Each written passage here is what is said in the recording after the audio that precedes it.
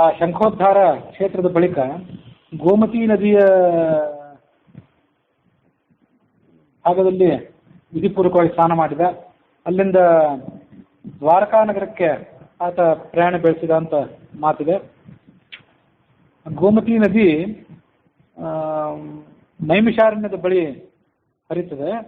ಆ ನೈಮಿಷಾರಣ್ಯದ ಬಳಿ ಹರಿಯುವಂಥ ಗೋಮತಿ ನದಿಗಿಂತ ಇಲ್ಲಿ ಹೇಳಿದ ಗೋಮತಿ ನದಿ, ಇದು ಪಶ್ಚಿಮ ಪ್ರದೇಶದಲ್ಲಿದ್ದಂಥ ಗೋಮತಿ ನದಿ ಏನಿದೆ, ದ್ವಾರಕಾದಲ್ಲಿ ಈ ಭಾಗದಲ್ಲಿ ವರ್ಣನೆ ಮಾಡಿತ್ತು, ಇದು ಬೇರೆ ಅಂತ ಹೇಳ್ತಾರೆ. ನೈಮಿಷಾರಣ್ಯದಲ್ಲಿ ಹರಿಯುವಂಥ ಗೋಮತಿ ನದಿ ಅದು ಗಂಗಾ ನದಿಯನ್ನು ಸೇರಿ ಮುಂದೆ ಸಮುದ್ರಕ್ಕೆ ಸೇರ್ತದೆ. ಆದರೆ ಈ ಗೋಮತಿ ನದಿ, ಇಲ್ಲಿ ಹೇಳಿದ ಗೋಮತಿ ನದಿ ಸಾಕ್ಷಾತ್ತಾಗಿ ಸಮುದ್ರವನ್ನು ಸೇರುವಂಥ ಪ್ರದೇಶ, ಪಶ್ಚಿಮ ಸಮುದ್ರಕ್ಕೆ ಸೇರ್ತಿರ್ಬೇಕಿದೆ ಈ ಗೋಮತಿ ನದಿ. ಗೋಮತಿ, ಗೋ ಅಂದರೆ ನೀರು, ತರಂಗ ಅಂತ ಹೀಗೆ ಅರ್ಥ ಇದೆ. ಮತಿ ಅಂದರೆ ಉಳ್ಳದ್ದು, ನೀರು ಉಳ್ಳದ್ದು ಅನ್ನೋ ಕಾರಣಕ್ಕಾಗಿ ಅದನ್ನು ಗೋಮತಿ ಅಂತ ಹೀಗೆ ಕರೀತಾರೆ.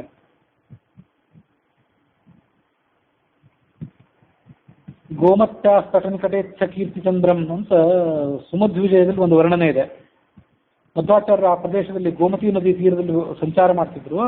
ಒಬ್ಬ ರಾಜ ಅವ್ರನ್ನಲ್ಲಿ ತಡೆ ಹಿಡಿದ, ವೇದ ಪ್ರಾಮಾಣ್ಯ ಸಮರ್ಥನೆ ಮಾಡಿ, ವೇದಗಳು ನಾವು ನಂಬಲಿಕ್ಕೆ ತಯಾರಿಲ್ಲ ಅಂತ ಅವ್ರನ್ನ ಅಪೇಕ್ಷಿಸಿದೆ. ಅವಾಗ ಅವರು ವೇದಗಳನ್ನು ಸರಿಯಾಗಿ ಅಧ್ಯಯನ ಮಾಡಿ ಸರಿಯಾದ ಅರ್ಹತೆ ಇದ್ದವರು ಆ ವೇದಗಳನ್ನು ವಿಚಾರ ಮಾಡಿದರೆ ಅದರಿಂದ ದೊರೆಯಬೇಕಂತ ಎಲ್ಲ ಫಲಗಳು ದೊರೀತವೆ, ಇಲ್ಲದೇ ಇದ್ದವರಿಗೆ ದೊರೆಯೋದಿಲ್ಲ, ಅವ್ರು ಬರೀ ಆಕ್ಷೇಪ ಮಾಡಿದಂತ ಆಗ್ತದೆ ಅಂತಂದರು. ಅಂಥ ಅಧಿಕಾರ ಇದ್ದವ್ರು ಯಾರಿದ್ದಾರೆ ಅಂತ ಆತ ಸವಾಲು ಹಾಕಿದ. ಅದು ಕೈಯಲ್ಲಿ ಬೀಜಗಳನ್ನು ಹಿಡ್ಕೊಂಡ್ರು, ಆಚಾರ್ಯನ ಕೈಯಲ್ಲಿ ಬೀಜಗಳನ್ನು ಹಿಡ್ಕೊಂಡು ಯಾವ ಔಷಧಯ ಅನ್ನುವಂಥ ಸೂಕ್ತವೊಂದನ್ನು ಪಠನ ಮಾಡಿದರು. ಅದರಿಂದ ಆ ಬೀಜಗಳು ಕೂಡಲೇ ಮೊಳಕೆ ಹೊಡೆದು ಅಂತ ಅಲ್ಲಿ ವರ್ಣನೆ ಇದೆ. 14ನೇ ಸರ್ಗದ 2ರಿಂದ 5ನೇ ಶ್ಲೋಕ ಅದು.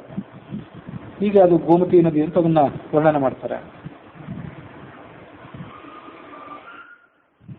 ದ್ವಾರಾವತ್ಯಾಂ ವಿವೇಶ ಸಹ, ಮುಂದೆ ದ್ವಾರಕಾ ನಗರಕ್ಕೆ ಆತ ಪ್ರವೇಶ ಮಾಡಿದ. ಆ ದ್ವಾರಕಾ ನಗರದಲ್ಲಿ ಚಕ್ರತೀರ್ಥ ಅಂತ ಒಂದಿದೆ ಅಂತೆ.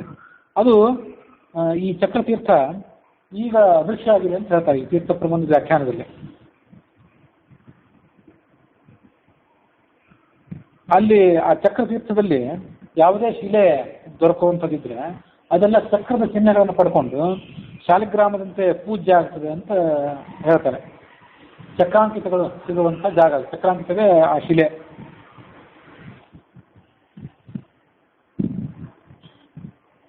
ಸಮುದ್ರದ ಅಲೆಗಳ ಹೊಡೆತಕ್ಕೆ ಆ ಚಕ್ರಾಂಕಿತಗಳು ತೀರಕ್ಕೆ ಬಂದು ಬೀಳುವಂಥ ಸಂದರ್ಭವನ್ನು ನಾವು ಇವತ್ತು ನೋಡ್ತೇವೆ ಅಂತ ಅದನ್ನು ವರ್ಣನೆ ಮಾಡ್ತಾರೆ.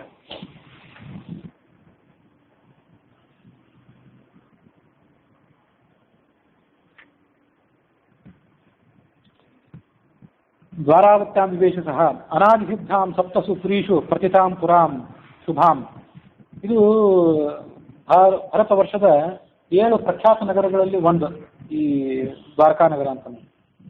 ಅಲ್ಲಿ ತೀರ್ಥವಿಧಿಯನ್ನು ಮಾಡಿದ, ನಾನಾ ಥರದ ದಾನಗಳನ್ನು ಮಾಡಿದ, ಮುಂದೆ ನಾನಾ ಥರದ ಪ್ರದೇಶಗಳನ್ನು ಸಂದರ್ಶನ ಮಾಡಿ ಆ ಪಶ್ಚಿಮ ಭಾಗದಲ್ಲಿರುವಂಥ ರಾಜರ ಸನ್ಮಾನವನ್ನು ಸ್ವೀಕಾರ ಮಾಡಿದ, ಅವರಿಂದ ಕಪ್ಪ ಕಾಣಿಕೆಗಳನ್ನು ಸ್ವೀಕಾರ ಮಾಡಿದ.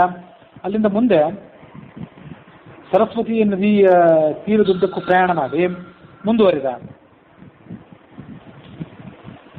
ಪುಷ್ಕರಸ್ಥ ಶನೈ ಸೀತಾಂ ದರ್ಶಯನ್ ಕೌತುಕಾನಿಕ. ಆ ಪುಷ್ಪಕ ವಿಮಾನದಲ್ಲೇ ಕೂತ್ಕೊಂಡು ಮೇಲಿಂದಲೇ ಸೀತೆಗೆ ಭೂಮಿಯಲ್ಲಿರುವಂಥ ನಾನಾ ಪ್ರದೇಶಗಳನ್ನೆಲ್ಲ ತೋರಿಸಿದೆ, ಅದ್ಭುತವಾದ ಪ್ರದೇಶಗಳನ್ನೆಲ್ಲ. ಮುಂದೆ ಪುಷ್ಕರ ಅಂತ ತೀರ್ಥ ಏನಿದೆ, ಆ ಪುಷ್ಕರ ತೀರ್ಥಕ್ಕೆ ಬಂದು ತಲುಪಿದ. ನೃಪೈ ಸರ್ವತ್ರ ಸಂಯುತ.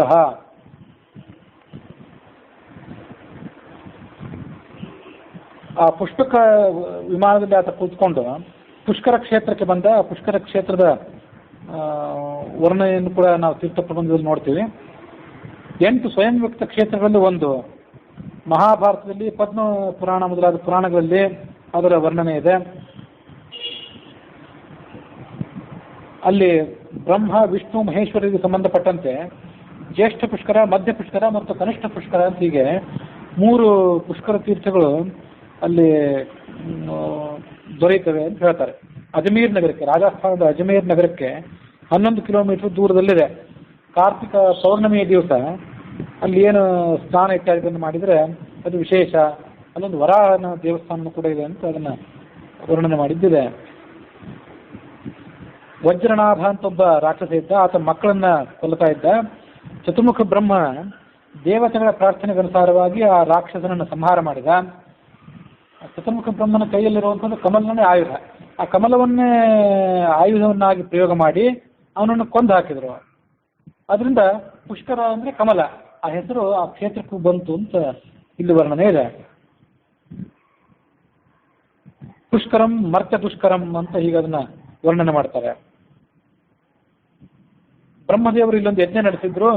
ಆ ಯಜ್ಞ ನಡೆಸಿದಾಗ ಉಳಿದ 2 ಸರೋವರಗಳು ಅಲ್ಲಿ ನಿರ್ಮಾಣ ಆದವು ಅಂತ ವರ್ಣನೆ ಇದೆ.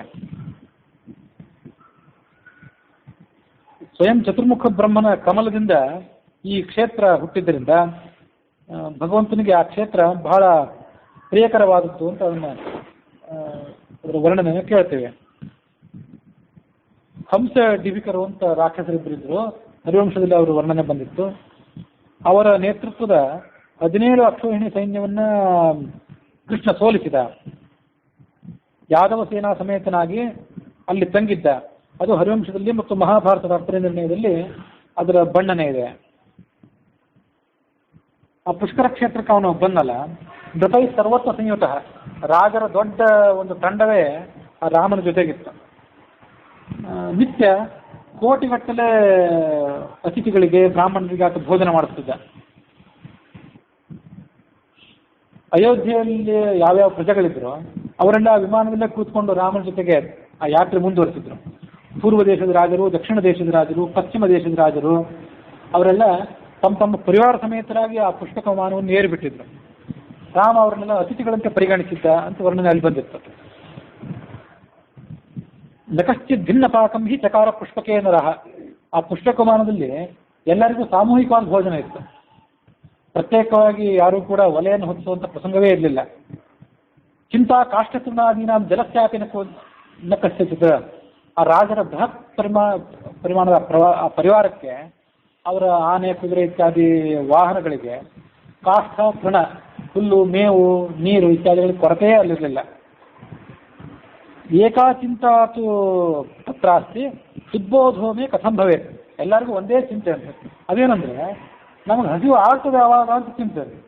ಯಾಕಂದ್ರೆ ಯಾವಾಗಲೂ ಬೇಕಾದಷ್ಟು ಪ್ರಮಾಣದಲ್ಲಿ ಭಕ್ಷ್ಯಭೋಜ್ಯಗಳನ್ನು ತಿಂತಿದ್ರು, ಯಾವಾಗಲೂ ಹೊಟ್ಟೆ ತುಂಬಿರ್ತಿತ್ತು. ಇನ್ನು ಹಸಿವು ಆಗೋದು ನಮಗೆ ಯಾವಾಗ, ಹಸಿವು ಆಗಿದ್ದು ನಮಗೆ ತಿಳಿಯೋದು ಯಾವಾಗ ಅಂತ ಒಂದು ದೊಡ್ಡ ಚಿಂತೆ ಅಂತ ಅವರಿಗೆ.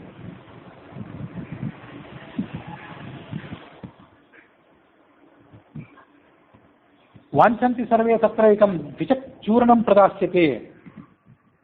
ಚಿಂತೆ ಯಾವುದೂ ಇರಲಿಲ್ಲ. ಚಿಂತೆ ಇದ್ದಂದ್ರೆ ಹಸಿವಿನ ಚಿಂತೆ ಒಂದೇ ಅಂತ ವರ್ಣನೆ ಬಂದಿತ್ತು. ಯಾವುದೇ ರೋಗ ರುಜಿನಗಳ ತಂಟೆ ಅವ್ರಿಗೆ ಇರಲಿಲ್ಲ. ಆದ್ರಿಂದ ಅವರು ವೈದ್ಯರ ಕಡೆಯಿಂದ ಯಾವುದೇ ಥರದ ಔಷಧಗಳನ್ನು ತಗೊಳ್ಳುವಂಥ ಪ್ರಸಂಗನೂ ಕೂಡ ಇರ್ತಿರ್ಲಿಲ್ಲ. ವೈದ್ಯರ ಹತ್ರ ಹೋಗಿ ಅವ್ರ ಕಡೆಯಿಂದ ರೋಗಕ್ಕಾಗಿ ಅವರು ಯಾವುದೇ ರೋಗ ನಿವಾರಣೆಗಾಗಿ ಯಾವುದೇ ಚೂರ್ಣ ತಗೊಳ್ಬೇಕಾದಂಥ ಪ್ರಸಂಗ ಇರಲಿಲ್ಲ. ಕೇವಲ ಹಸಿವು ಹೆಚ್ಚಾಗ್ಲಿಕ್ಕೆ ಬೇಕಾದ್ರೆ ಅವರು ಆ ಚೂರ್ಣಗಳನ್ನು ತಗೊಳ್ತಿದ್ರು ಅಂತ ವರ್ಣನೆ ಮಾಡ್ತಾರೆ. ಅಲ್ಲಿ ಬಡತನ ಇತ್ತು. ಯಾವುದಕ್ಕೆ ಬಡತನ ಇತ್ತು? ನಿದ್ರೆಗಾಗಿ ಮಾತ್ರ ಬಡತನ. ಉಳಿದಕ್ಕೆ ಯಾವುದಕ್ಕೂ ಕುಂದು ಕೊರತೆ ಇರಲಿಲ್ಲ. ನಿದ್ರೆಗೆ ಒಂದು ಬಡತನ ಅಂತ. ನಿದ್ರೆ ಆಗ್ತಿರ್ಲಿಲ್ಲ ಅಂತ ಯಾರಿಗೂ. ನಿದ್ರಾಯ ತತ್ರ ದಾರಿದ್ರ್ಯ. ಅದಕ್ಕೆ ಕಾರಣ ಏನಂದ್ರೆ ವಾದ್ಯ ಘೋಷೆ ನಿರಂತರಂ. ಮಂಗಳ ನಿನಾದಗಳು, ನವವಾದ್ಯಗಳು ಯಾವಾಗಲೂ ಮೊಳಗುತ್ತಿದ್ದವು. ಆದ್ದರಿಂದ ಆ ವಾದ್ಯಗಳ ನಡುವೆ ಇವರಿಗೆ ನಿದ್ದೆ ಹತ್ತದೇ ಕಷ್ಟ ಆಗಿಬಿಟ್ಟಿತ್ತು. ಅಷ್ಟು ರೀತಿಯಾದಂಥ ಪುಷ್ಕಳವಾದಂಥ ಮನರಂಜನೆ ಅಲ್ಲಿತ್ತು. ಯಾಕೆಂತಂದ್ರೆ ಎಲ್ಲಿ ನೋಡಿದಲ್ಲಿ ಸಂಗೀತ, ನೃತ್ಯ ಇವುಗಳ ಕಾರ್ಯಕ್ರಮ. ಹಾಗಾಗಿ ನಿದ್ದೆ ಮಾಡಲಿಕ್ಕೆ ಅವರಿಗೆ ಅವಕಾಶವೇ ಇಲ್ಲ. ಪ್ರಾತಸ್ತತ್ರ ಮಹಾನಾಸಿ ದ್ವಿಮಾನೆ ವಾರಯೋಷಿತಾಂ ಗೀತೈರ್ ನೇತ್ರ ಕಟಾಕ್ಷೈಶ್ಚ ಕ್ರೀಡಾಭಿರ್ ವಚನಾದಿಭಿಹಿ ಮಣಿದೀಪೈರ್ ದಿನಂ ರಾತ್ರಿಂ ನ ಜಾನಂತಿ ಸ್ಮ ತತ್ರ ವೈ. ಹಗಲಿನ ರಾತ್ರಿನ ವ್ಯತ್ಯಾಸವೇ ಅಲ್ಲಿ ಗೊತ್ತಾಗ್ತಿರ್ಲಿಲ್ಲಂತೆ. ಹಗಲಿನಲ್ಲಿ ಸೂರ್ಯನ ಬೆಳಕು, ರಾತ್ರಿ ಹೊತ್ತಿಗೆ ವಜ್ರ ವೈಡೂರ್ಯ ಮಣಿಗಳ ಬೆಳಕೆಲ್ಲ ಕಡೆ ಪಸರಿಸಿರ್ತಿತ್ತು. ಹಾಗಾಗಿ ವ್ಯತ್ಯಾಸವೇ ಅವರಿಗೆ ತಿಳಿತಿರ್ಲಿಲ್ಲ. ಯಾವತ್ತು ವೇದಗಳ ಮತ್ತು ಉಳಿದ ವಾದ್ಯಗಳ ನಾದ ಕಿವಿಗೆ ಇಂಪಾಗಿ ಅಲ್ಲಿ ಮರೆಯುತ್ತಿತ್ತು. ವಾರಸ್ತ್ರೀ ನೂಪುರೋದ್ಭೂತ ಒಣತ್ ಕಂಕಣಜೋಪಿಚ. ನರ್ತಕಿಯರು ನರ್ತನ ಮಾಡುವಾಗ ಅವರ ಕಾಲ್ಗೆಜ್ಜೆಗಳಿಂದ ಹುಟ್ಟಿದಂತಹ ನಾದ, ಕೈಬಳೆಗಳಿಂದ ಹುಟ್ಟಿದಂತಹ ನಾದ ಅದು ಇವರ ಕಿವಿಯನ್ನು ಯಾವಾಗಲೂ ತುಂಬಿರ್ತಿತ್ತು. ನವವಾದ್ಯ ಸಮುದ್ಭೂತ ಘಟೀಯಂತ್ರ ಸಮುದ್ಭವ, ಘಟೀ ಯಂತ್ರ ಅಂತ ಕಾಲವನ್ನು ಸೂಚನೆ ಮಾಡಲಿಕ್ಕಾಗಿ ಇರುವಂಥ ಯಂತ್ರ, ಅದು ಆ ಯಂತ್ರ ಕೆಲಸ ಮಾಡ್ತಿದ್ದಾಗ ಅದರಿಂದ ಹುಟ್ಟಿದಂಥ ಶಬ್ದ ಇದೆಲ್ಲ ಅಲ್ಲಿ ತುಂಬಿತ್ತು. ವಾರಣಾಶ್ವ ಯುಧೋಷ್ಟ್ರಾದಿ ಮಯೂರ ಕಪಿ ಸಂಭವ ವೀರೇಭ್ಯೋ ವೇದಘೋಷೇಭ್ಯ ಶಿಷ್ಯೇಭ್ಯಶ್ಚ ಸಮರ್ಥಿತ. ಕೆಲವು ಕಡೆ ಆನೆ ಕುದುರೆಗಳ ಗೀಳುವಿಕೆ, ಅವುಗಳ ಕೆನೆ ಸಾಹಿತ್ಯ ಎಲ್ಲ ಕೇಳಿ ಬರ್ತಿತ್ತು. ಇದು ಕೆಲವು ಕಡೆ ವೀರರು ರಣಘೋಷ ಮಾಡುವಂಥ ಶಬ್ದ ಕೇಳಿ ಬರ್ತಿತ್ತು. ಕೆಲವು ಕಡೆ ಗುರುಗಳಾದವರು ಶಿಷ್ಯರಿಗೆ ವೇದ ಶಾಸ್ತ್ರಗಳನ್ನ ಪಾಠ ಹೇಳುವಂಥ ಶಬ್ದ ಕೇಳಿ ಬರ್ತಿತ್ತು. ಕೆಲವು ಕಡೆ ಒಂದೇ ಮಾಗದರು ತಮ್ಮ ರಾಜರನ್ನ ಅವರ ಬಿರುದಾವಳಿಗಳನ್ನು ಘೋಷಣೆ ಮಾಡುವಂಥ ದನಿ ಕೇಳಿ ಬರ್ತಿತ್ತು. ಗೋದೋಹ ಸಂಭವಶ್ಚಾಪಿ ಅಜಾ ಮಹಿಷ ದೋಹಜಃ, ಹಸುಗಳನ್ನು ಹಾಲು ಕರೆಯುವಂಥ ಶಬ್ದ ಕೇಳಿ ಬರ್ತಿತ್ತಂತೆ.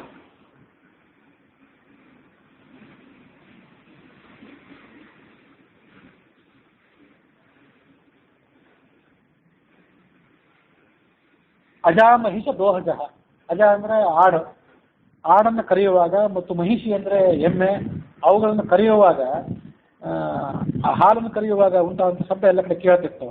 ದಧಿ ಬಂತನ ಸಂಭೂತ, ಮೊಸರನ್ನು ಕರೆಯುವಂಥ ಶಬ್ದ. ಶಿಶೂನಾಂ ರೋದನೋದ್ಭವ, ಮಕ್ಕಳು ಅಳುವಂಥ ಶಬ್ದ. ಶಿಶು ಮಂಚಕ ಸಂಬದ್ಧ ಶೃಂಗಲಾಭ್ಯ ಸಮುತ್ಥಿತ, ಆ ಮಕ್ಕಳು ತೊಟ್ಟಿನಲ್ಲಿ ಮಲಗಿದ್ದಾಗ ಅವುಗಳನ್ನು ತೊಟ್ಟಿನನ್ನು ಎಳೆಯಲಿಕ್ಕಾಗಿ ಅಲ್ಲೇನೊಂದು ಸರಪಳಿ ಕಟ್ಟಿರ್ತಾರೆ, ಆ ಸರಪಳಿಯನ್ನು ಆ ಕಡೆ ಈ ಕಡೆ ಎಳೆಯುವಾಗ ಉಂಟಾದಂಥ ಶಬ್ದ ಎಲ್ಲ ಕಡೆ ಕೇಳಿ ಬರ್ತಿತ್ತು. ಪಿಷ್ಟ ಚಕ್ರ ಸಮುದ್ಭವ, ಇದು ನೋಡಿ ಪಿಟ್ಟು ಬೀಸುವಂಥ ಯಂತ್ರ, ಒರಳು ಇದಿರ್ತವಲ್ಲ ಬೀಸ್ಕೊಲ್ಲು, ಅದನ್ನು ಬೀಸುವಂಥ ಶಬ್ದ ಕೇಳ್ತಿತ್ತು. ಘೃತಪಾಚಿಕ ಪಕ್ವಾನ್ನ ಪ್ರಾಕಾರ ಕರಣೋದ್ಭವ, ಪಕ್ವಾನ್ನಗಳನ್ನ ಘೃತ, ತುಪ್ಪದಲ್ಲಿ ಕೆಲವನ್ನ, ತೈಲದಲ್ಲಿ ಕೆಲವನ್ನ ಪಕ್ವಾನ್ನಗಳನ್ನು ತಯಾರು ಮಾಡ್ತಿದ್ರು. ಅದನ್ನೆಲ್ಲ ತಯಾರು ಮಾಡುವಾಗ ಆ ಬಾಣಸಿಗರ ಪಾತ್ರಗಳ ಸದ್ದು ಎಲ್ಲ ಕಡೆ ಕೇಳಿ ಬರ್ತಿತ್ತು. ನಾರದಾದಿ ಶ್ರೇಷ್ಠ ಮುನಿಗಳು ಅಲ್ಲೇ ಇದ್ರು, ಅವರೆಲ್ಲ ವೀಣೆ ಮೊದಲಾದ ವಾದ್ಯಗಳನ್ನು ನುಡಿಸ್ತಿದ್ರು, ಅದರ ದನಿ ಕೇಳಿ ಬರ್ತಿತ್ತು. ಮತ್ತೊಂದು ಕೆಲವು ಕಡೆ ಪುರಾಣದ ಪ್ರವಚನ, ಹರಿಕೀರ್ತನ ಮತ್ತೊಂದು ಕಡೆ, ರಾಮನಾಮ ಪಠಣ ಮತ್ತೊಂದು ಕಡೆ. ನಾರಿ ಪೂರ್ಣ ಪೇಷಣಕಾರಿಯೇ ಕಂಕಣ ಸಂಭವ,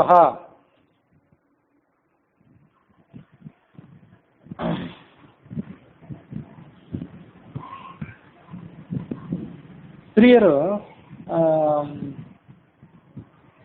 ಈ ಮೆಹಂದಿ ಮೊದಲಾದಂಥ ವಸ್ತುಗಳನ್ನ, ಅಲಂಕಾರ ವಸ್ತುಗಳನ್ನ ತಯಾರು ಮಾಡಿಕೊಳ್ಳುವಂತಹ ಪ್ರಸಂಗ, ಅಲ್ಲಿ ಅವರು ಅದನ್ನೇನು ಕುಟ್ಟುತ್ತಾರಲ್ಲ, ಆ ಕುಟ್ಟಿದಾಗ ಅವರ ಕೈ ಬಳೆಗಳಿಂದ ಉಂಟಾದಂಥ ನಿನಾದ ಎಲ್ಲ ಕಡೆ ಕೇಳಿ ಬರ್ತಿತ್ತು. ಪಾದ ಪ್ರಕ್ಷಾಲನಾದ್ಯಾದಿ ನಾನಾಕಾರಿ ಸಮುದ್ಭವ, ಮತ್ತು ಕೆಲವು ಕಡೆ ಪಾದ ಪ್ರಕ್ಷಾಲನೆ ಮಾಡುವಂಥ ಸಂದರ್ಭ, ಅದನ್ನು ಪಾದ ಪ್ರಕ್ಷಾಲನೆ ಅಂತ ಹೀಗೆ ಹೇಳ್ತಾರೆ. ಯಾರೋ ಗುರುಗಳಾದವರು ಪಾದ ಪ್ರಕ್ಷಾಲನೆ ಅಂತ ಆಗಲ್ಲ, ಅವರು ಆ ಸ್ತ್ರೀಯರು, ಅಲ್ಲಿರುವಂಥ ಸ್ತ್ರೀಯರು ಆ ಅಲಂಕಾರ ಮಾಡ್ಕೊಳ್ತಾರಲ್ಲ, ಕೈ ಕಾಲುಗಳಿಗೆ ಅಲಂಕಾರ ಮಾಡ್ಕೋತಾರಲ್ಲ, ಅದು ಪಾದ ಪ್ರಕ್ಷಾಲನ ಅಂತ ಹೀಗೆ ಹೇಳ್ತಾರೆ. ಈ ಥರ ನಾನಾ ಥರದ ಶಬ್ದ ಕೇಳಿ ಬರ್ತಿತ್ತು. ದೊಡ್ಡ ಕೋಲಾಹಲ ಅಲ್ಲಿ. ಆ ಪುಷ್ಕರದಲ್ಲಿರುವಂಥ ಕ್ಷೇತ್ರದ ಜನರಿಗೆ ಆ ಧ್ವನಿಯನ್ನು ಕೇಳಿ ಏನಿದು ದೊಡ್ಡ ಶಬ್ದ ಅಂತ ದೊಡ್ಡ ಗೊಂದಲ ಆಯಿತು. ನಂದಿ ಘಂಟಾ ಸರೋಜಂ ಶೂಯತೆ ಮಹಾನ್ ಅಂದ್ರು ಕೆಲವರು. ಈಶ್ವರ ಬರ್ತಿರ್ಬೇಕು, ಅವನ ವಾಹನ ನಂದಿ ಇದೆಯಲ್ಲ, ಆ ನಂದಿಯ ಘಂಟೆಯ ಧ್ವನಿ ಇದು ಅಂದ್ರು ಕೆಲವರು. ಕೆಲವರು ಅಂದರು ಇಂದ್ರ ಯಾವುದೋ ಕಾರ್ಯಕ್ಕೆ ಭೂಲೋಕಕ್ಕೆ ಬಂದಿರಬೇಕು, ಆತ ಮರಳಿ ಸ್ವರ್ಗಲೋಕಕ್ಕೆ ಹೋಗ್ತಿದ್ದಾನೆ, ಅವನ ವಿಮಾನದ ಸದ್ದಿದು ಅಂದ್ರು ಕೆಲವರು. ರಂಭ ಮೊದಲಾದ ಅಪ್ಸರೆಯರು ಕೆಳಗೆ ಬರ್ತಿದ್ದಾರೆ ಸ್ವರ್ಗಲೋಕದಿಂದ ಭೂಲೋಕಕ್ಕೆ, ಅವರ ಕಲರವ ಇದು ಅಂದ್ರೆ ಇನ್ನು ಕೆಲವರು. ಕೆಲವರು ಇದು ಮೇಘಗಳ ಧ್ವನಿ ಅಂದರು, ಕೆಲವರು ಇದು ಐರಾವತದ ಶಬ್ದ ಅಂದರು. ಸಮುದ್ರವೇ ಹುಕ್ಕಿಯಲ್ಲಿ ಹರಿತಿದೆ ಅಂತ ಇನ್ನು ಕೆಲವರು ಅದನ್ನು ಊಹಿಸಿದರು. ಇದು ಹನುಮಂತನ ಆಗಮನದ ಸದ್ದು ಅಂದರು ಇನ್ನು ಕೆಲವರು. ಮತ್ತು ಕೆಲವರಿಗೆ ಅನಿಸಿದ್ದು ಅದು ಗರುಡನ ಶಬ್ದ ಅಂತ ಹೇಳಿ. ಗಂಧರ್ವರು ವಿಮಾನದಲ್ಲಿ ಕುತ್ಕೊಂಡು ಆ ಕಡೆ ಈ ಕಡೆ ಸಂಚಾರ ಮಾಡ್ತಿದ್ದಾರೆ, ಅದರ ಧ್ವನಿ ಇದು ಅಂತ ಇನ್ನು ಕೆಲವರಿಗೆ ಅನಿಸ್ತು. ಕೇಚಿತ್ ಪೋತು ನಾಗಕನ್ಯಾ, ಇದು ನಾಗಕನ್ಯೆಯರು ಅಲ್ಲಿ ಬರ್ತಿದ್ದಾರೆ, ಗಾಯನ ಮಾಡ್ತಿದ್ದಾರೆ ಅಂತ ಕೆಲವರಿಗೆ ಊಹೆ ಬಂತು. ಈಗ ಅವರು ದೂರದಿಂದ ಆ ಪುಷ್ಪಕ ವಿಮಾನವನ್ನು ನೋಡಿ ಊಹೆ ಮಾಡ್ತಿದ್ದಾಗಲೇ ಪುಷ್ಪಕ ವಿಮಾನ ಸಮೀಪಕ್ಕೆ ಬಂತು. ರಾಮ ಅಲ್ಲಿಗೆ ಬಂದಿದ್ದಾನೆ ಅಂತ ಗೊತ್ತಾದ ಕೂಡಲೇ ಅಲ್ಲಿ ಜನರಿಗೆ ಬಹಳ ಸಂತೋಷ ಆಯಿತು. ಕಾಣಿಕೆಗಳನ್ನು ಆತನಿಗೆ ಕೊಡಬೇಕಾದಂಥ ಮಾನ ಸನ್ಮಾನಗಳನ್ನು ಎತ್ತುಕೊಂಡು ಅವರು ಭಕ್ತಿ ಪ್ರೇಮ ಪುರಸ್ಸರವಾಗಿ ಅಲ್ಲಿಗೆ ಬಂದರು. ರಾಮನನ್ನು ಅವರು ನಮಸ್ಕಾರ ಮಾಡಿ ಸ್ವಾಗತ ಮಾಡಿದರು. ತಮ್ಮ ಜನ್ಮ ಸಫಲ ಆಯಿತು ಅಂತ ತಿಳ್ಕೊಂಡವರೆಲ್ಲ. ಅವನು ವಿಮಾನದಿಂದ ಕೆಳಗಿಳಿದ. ಅಲ್ಲಿದ್ದಂಥ ಜ್ಞಾನಿಗಳಿಗೆ ಹಿರಿಯರಿಗೆಲ್ಲರಿಗೂ ನಮಸ್ಕಾರ ಮಾಡಿದ. ತೀರ್ಥವಾಸಿಗಳ ಕ್ಷೇತ್ರ ನಿವಾಸಿಗಳ ಜೊತೆಗೂಡಿ ನಗರದ ಒಳಗಡೆ ಪ್ರವೇಶ ಮಾಡಿದ. ಸಚೈಲವಾಗಿ ಸ್ನಾನ ಮಾಡಿದ. ಕ್ಷೇತ್ರದಲ್ಲಿ ಸ್ನಾನ ಮಾಡಬೇಕು ಅಂತ ಪದ್ಧತಿ. ತೀರ್ಥ ಶ್ರಾದ್ದ ಮಾಡಿದ. ಅಲ್ಲಿ ಕೂಡ ಶ್ರಾದ್ದ ಮಾಡಿದ. ನಾನಾ ಥರದ ದಾನ ಇತ್ಯಾದಿಗಳನ್ನು ಕೊಟ್ಟ. ದ್ರವ್ಯ ಅಲಂಕಾರ ವಸ್ತುಗಳನ್ನು ಇತ್ಯಾದಿಗಳನ್ನು ಕೊಟ್ಟ. ಅವರ ಸಮ್ಮತಿಯನ್ನು ಪಡೆದುಕೊಂಡು ಮುಂದೆ ಆತ ವಿಮಾನವನ್ನು ಏರಿ ಪ್ರಯಾಣ ಬೆಳೆಸಿದ. ಇದು ಪಶ್ಚಿಮದ ತೀರ್ಥಯಾತ್ರೆಯನ್ನು ನಾನು ನಿನಗೆ ವರ್ಣನೆ ಮಾಡಿದೆ ಅಂತ ಹೇಳಿದರು ಆ ಗುರುಗಳು. ಅಲ್ಲಿಗೆ 8ನೇ ಸರ್ಗ ಮುಕ್ತಾಯ ಆಯಿತು. 9ನೇ ಸರ್ಗದಲ್ಲಿ ರಾಮ ಉತ್ತರ ಭಾರತದ ತೀರ್ಥಯಾತ್ರೆಯನ್ನು ಮಾಡಿದ್ದರ ವರ್ಣನೆ ಇದೆ. ಉತ್ತರಾಭಿಮುಖವಾಗಿ ರಾಮ ಪ್ರವಾಸ ಮಾಡಿದ. ಅಲ್ಲಿಂದ ಪರ್ವತ ತೀರ್ಥ, ಜ್ವಾಲಾಮುಖಿ ಎನ್ನುವಂಥ ಕೆಲವು ಕ್ಷೇತ್ರಗಳು ಇದ್ಯಾವುದು ಗೊತ್ತಾಗಲಿಲ್ಲ ಈಗ. ಅವುಗಳನ್ನು ಆತ ನೋಡಿದ. ಮುಂದೆ ಮಣಿಕರ್ಣಿಕಾ ಅಂತಿದೆ. ಮಣಿಕರ್ಣಿಕಾ ಪ್ರದೇಶಕ್ಕೂ ಹೋದ. ಕರತೋಯ ಅಂತ ಒಂದು ನದಿ, ಆ ನದಿಯಲ್ಲಿ ಸ್ನಾನ ಮಾಡಿದ. ಮುಂದೆ ಅಲ್ಲಿಂದ ಪ್ರಯಾಣ ಮಾಡಲಿಲ್ಲ ಅಂತ. ಆ ಕರತೋಯ ನದಿಯನ್ನು ದಾಟಲಿಲ್ಲ. ಯಾಕೆಂದರೆ ಕರಣೆ ದೋಷ ಮಾಕರಣೆ, ಕರತೋಯ ನದಿಯನ್ನು ದಾಟಬಾರದು ಅಂತ ಮಾತಿದೆ ಶಾಸ್ತ್ರದಲ್ಲಿ.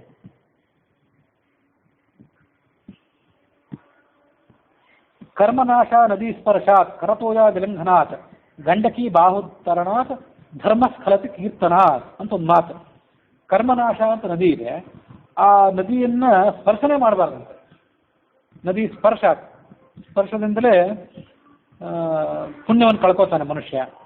ಕರತೋಯ ಅಂತ ನದಿ ಏನಿದೆ ಅದನ್ನ ನದಿಯನ್ನು ದಾಟಬಾರ್ದು. ವಿಮಾನದಲ್ಲಿ ಆಗಲಿ ನದಿಯಲ್ಲಿ ಆಗಲಿ ಕೂತ್ಕೊಂಡು ದಾಟಬಾರ್ದು ಅಂತ ವರ್ಣನೆ ಹೇಳ್ತಾರೆ.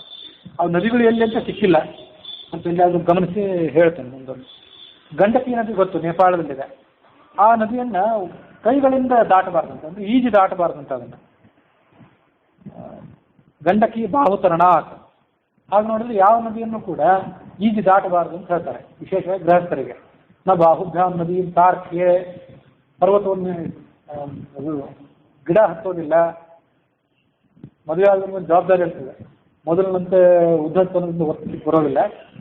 ಹಾಗಾಗಿ ಗಿಡವನ್ನು ಏರೋದಿಲ್ಲ, ನದಿಯನ್ನು ಈಜಿ ದಾಟೋದಿಲ್ಲ ಅಂತ ಆತನ ಕಡೆ ಪ್ರತಿಜ್ಞೆ ಮಾಡಿಸ್ತಾರೆ. ಇಂತೂ ಗಂಡಕಿ ನದಿ ಅನ್ನೋದು ವಿಶೇಷವಾಗಿ ಈಜಿ ದಾಟಬಾರ್ದು. ಇನ್ನು ಧರ್ಮ ಸ್ಖಲತಿ ಕೀರ್ತನಾತ್, ಕೊನೆಯ ಮಾತು ಮಹತ್ವದ್ದು. ಧರ್ಮ, ನೀವೇನು ಮಾಡೋ ಧರ್ಮ ಇದೆಯಲ್ಲ, ಸಂಧ್ಯಾವಂದನೆ ಮಾಡಿದ್ದು, ಪೂಜೆ ಮಾಡಿದ್ದು, ಇಷ್ಟು ಜಪ ಮಾಡಿದೆ, ಸ್ನಾನ ಕೊಟ್ಟೆ, ಅದೆಲ್ಲವನ್ನು ಕೀರ್ತನ ಮಾಡೋದ್ರಿಂದ, ನಾ ಹೀಗೆ ಮಾಡಿದೆ ಅಂತ ಹೇಳಿದ್ರಿಂದ ಅದು ಹಾಳಾಗಿ ಹೋಗ್ತದೆ. ಅದಕ್ಕಾಗಿ ನಮ್ಮ ತಾಯಿಯವ್ರು ನನಗೆ ಹೇಳ್ತಿದ್ರು, ಇಷ್ಟೊಂದು ಏನು ಮಾಡ್ತಿದ್ರಿ ಅಂತ ಯಾರಾದ್ರು ಕೇಳಿದರೆ ಪೂಜೆ ಮಾಡ್ತಿದ್ದೆ ಅಂತ ಹೇಳಬೇಡ, ಏನೋ ಸ್ವಲ್ಪ ಕೆಲಸ ಇರ್ತೀರಿ ಅಂತ ಹೇಳು. ಇಷ್ಟೊಂದು ಯಾಕೆ ನಾವು ಕರೆದ್ರು ಬರಲಿ ಅಂತ ಯಾರಾದ್ರು ಕೇಳಿದರೆ ನಾವು ಮಾಡಿದ ಧರ್ಮ ಕಾರ್ಯವನ್ನು ಹೇಳಬಾರ್ದು. ಬಲಗೈಯಿಂದ ಕೊಟ್ಟ ದಾನ ಎಡಗೈಗೆ ತಿಳಿಬಾರ್ದು ಅಂತ ಹೇಳ್ತಿರ್ತಾರಲ್ಲ, ಅಂತ ಒಂದು ಪ್ರಸಂಗ ಇದೆ. ಕೀರ್ತನ, ನಾವಿಷ್ಟು ಮಾಡಿದ್ದೀವಿ ಅಂತ ನಾವು ದುರಹಂಕಾರದಿಂದ ಹೇಳ್ಕೊಳ್ದೇ ಇದ್ರು, ದುರಹಂಕಾರ ಇಲ್ಲದೇ ಇದ್ರೂ ಹೇಳ್ಕೊಳ್ಳುವಂಥ ಒಂದು ಪ್ರಸಂಗ ಅದು. ಅದನ್ನು ಸಾಧ್ಯ ಆಗುತ್ತೆ ತಪ್ಪಿಸ್ಬೇಕು. ನಾವು ಮಾಡಿದಂಥ ಧರ್ಮ ಕಾರ್ಯವನ್ನು ಹೇಳ್ಕೊಳ್ಳುವಂಥ ಪ್ರಸಂಗವನ್ನು. ಧರ್ಮ ಸ್ಖಲತಿ ಕೀರ್ತನ. ಮುಂದೆ ದೇವಪ್ರಯಾಗಕ್ಕೆ ಹೋದ ಅಂತ ವರ್ಣನೆ ಇದೆ. ದೇವಪ್ರಯಾಗ ಅಂತಂದ್ರೆ ಇದು ಇವತ್ತಿನ ಉತ್ತರಾಂಚಲ ಏನಿದೆ, ಉತ್ತರ ಭಾರತದ ಉತ್ತರ ಭಾಗ, ಅಲ್ಲಿಂದ ಆತ ಪ್ರಯಾಣ ಮಾಡಿದ್ರೆ ವರ್ಣನೆ ಅದು.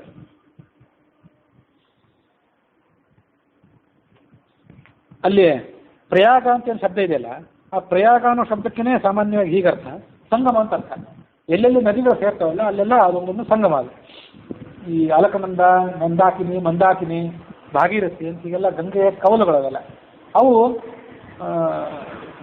ಮೇಲಿಂದ ಗಂಗೋತ್ರಿ, ಯಮುನೋತ್ರಿ ಇತ್ಯಾದಿ ಕಡೆಗಳಿಂದ ಹುಟ್ಟಿ ಬಂದು ಒಂದು ಕವಲು ಮತ್ತೊಂದು ಕವಲನ್ನು ಸೇರಿ ಕೆಳಗೆ ಬರ್ತಾವೆ, ಹರಿದ್ವಾರ, ಋಷಿಕೇಶ ಸಮೀಪಕ್ಕೆ.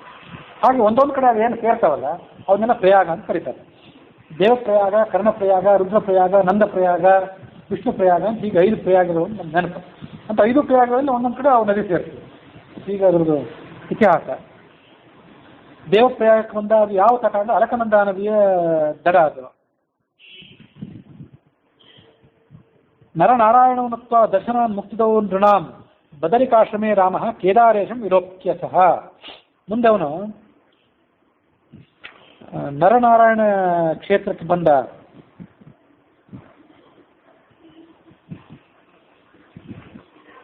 ಇದು ಉತ್ತರಾಂಚಲದಲ್ಲಿ ಬದರಿ ಕ್ಷೇತ್ರ ಏನಿದೆ ಅದನ್ನ ನರನಾರಾಯಣ ಕ್ಷೇತ್ರ ಅಂತ ಹೀಗೆ ವರ್ಣನೆ ಮಾಡ್ತಾರೆ.